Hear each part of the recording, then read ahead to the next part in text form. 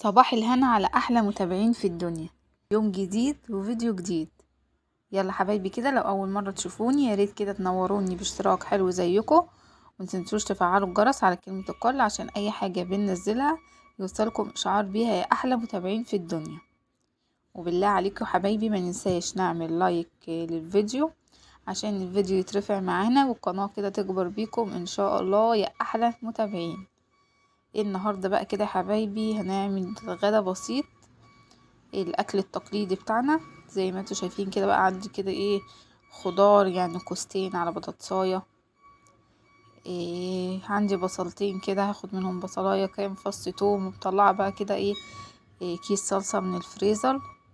هنعمل كده مع بعض. اول حاجه هنعمل كده صينيه خضار صغيره او طبق خضار كده صغير جنب الاكل.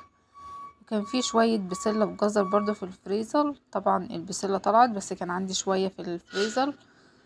بفككهم كده تحت الحنفية، وقشرت الكوسة والبصل، وبقطع كده عندي كمان فصين من الثوم، بقطعهم تقطيع كده صغير زي ما انتم شايفين.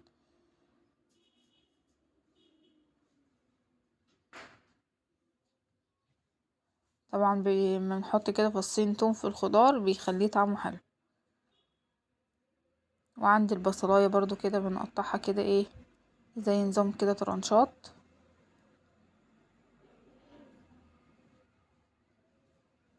زي ما انتوا شايفين كده حبايبي.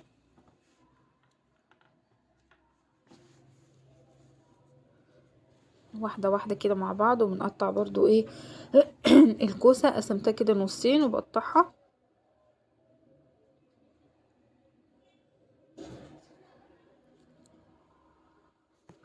كوستين بس على بطاطساية،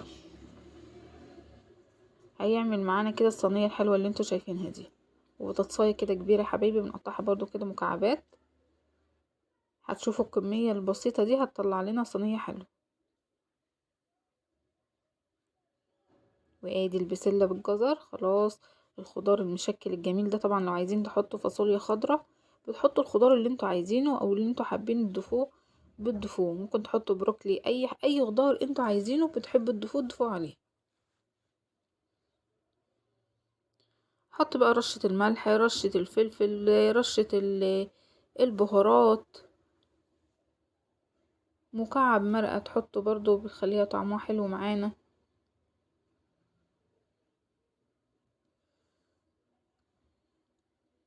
ادي مكعب المرقة. ونمسك بقى كل الخضار ده اللي في الصينية ونقلبه كويس عشان الخضار بالبطاطس كده تبقى شاربة الملح بالتوابل. هنا كانت الطماطم مجمدة لسه شوية، فحاولت كده اللي انا احط افكك كده بالسكينة. حطيت شوية مية، طبعا شايفينها بيضة، اول ما هتنزل على النار هتغلي وهتبقى حمرا. بصوا بقطع كده الصلصة. الصراحة كنت مستعجلة فعشان كده ما استنيتش اللي هي تفك. رشة زيت ويلا بينا نحطها على يعني البوتاجاز.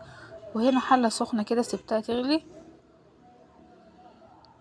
وهنا برضو مية بتغلي كمان هيت عشان اسلق فيها الفراخ وتتسلق معايا بسرعة. وبشوحها نزلت هنا كده قطع الفراخ، طبعا الكمية اللي انتوا عايزينها، في حلة سخنة كده على النار. والبصلاية وطماطمايه، ننزل بقى بالتوابل الحلوة اللي احنا هنضيفها برضو. بس اهم حاجة عشان الفراخ تبقى حلوة معايا من الزفرة، ريحتها متبقاش زفارة، ما تطلعش ريم كتير. بنغسلها حلو بالدقيق والملح والليمون. دي طبعا اهم حاجة، نغسل الفراخ كويس. نزلت طبعا بالفلفل، الملح، حبهان، مستكة، لورا، زي ما انتوا شايفين كده بقى حبايبي.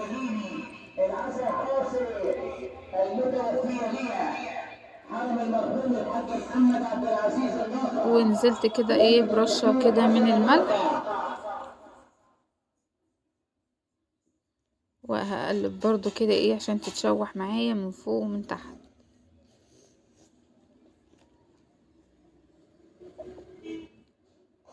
هشوحها كده ايه من الجنبين. اتشوحت خلاص، بروح بقى نازله كده بالميه. الميه بتغلي، شايفين لما نزلت بالميه. وهنعمل بقى جنبيها طبق إيه رز كده بشعريه.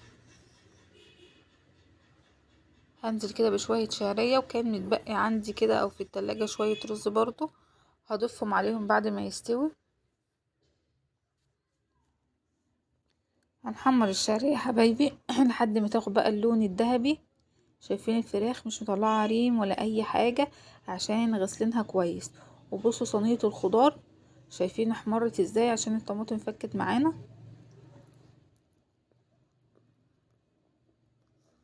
فيديو بسيط، فيديو اكلنا التقليدي الجميل.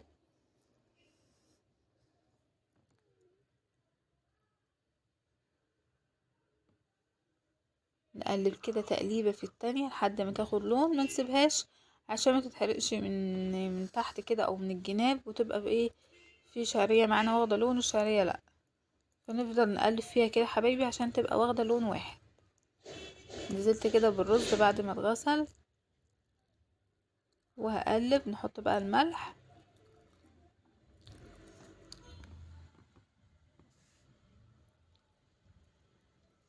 وهقلب برضو كده،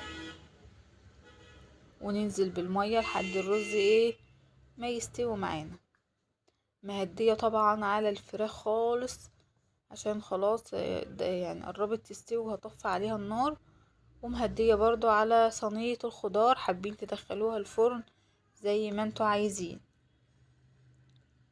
هي خلاص برضو الخضار اهوت قرب يستوي. وهنا كنت طفيت على الخضار لما كان الرز الشعرية بيغلي. بصوا الرز كان يستوي معايا خلاص، وكان جاهز معايا. طبعا حطيت الرز اللي كان متبقي عليه، بقى مستوي وبقى كله اكني لسه عاملاه النهارده. وشايفين الفراخ، نطلعها بقى ايه نحمرها.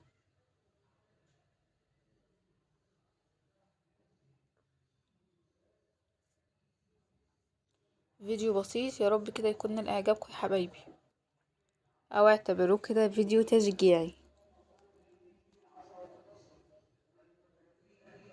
هنا بقى هنحمر الفراخ. هنا الشوربة خدت شوية كده من الشوربة على صينية الخضار، تدينا تطعيمة برضو حلوة. بس كده.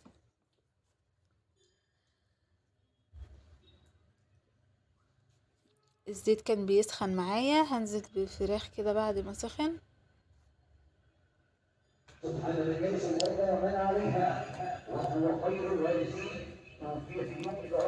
وهنا كان الاكل طبعا برد، عبال ايه ما جينا كده نتغدى فسخنته وبغرف كده بقى الاكل يا حبايبي. فيديو كده بسيط.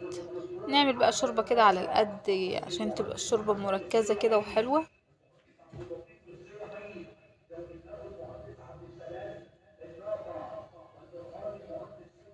غرفنا كده ايه بولتين كده من الشوربة، ونغرف طبق الخضار. كان طعمه جميل مع انه بسيط يعني مفيهوش افتكاسات، لكن كان حلو برضو. وادي طبقين كده من الرز.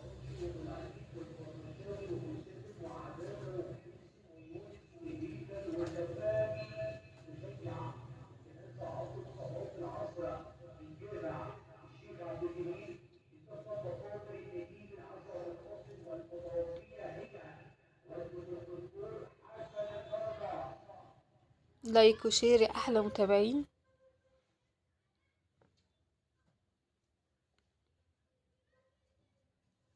يلا بينا بقى كده ايه نغرف طبق الخضار. بصوا كان مستوي وجميل معانا. كنت هغرف كده طبقين، بس قلت ايه لا هغرف ايه في طبق واحد بس كده من الخضار. وهنا بصوا اكلي بسيط وفيديو بسيط، يا رب كده يكون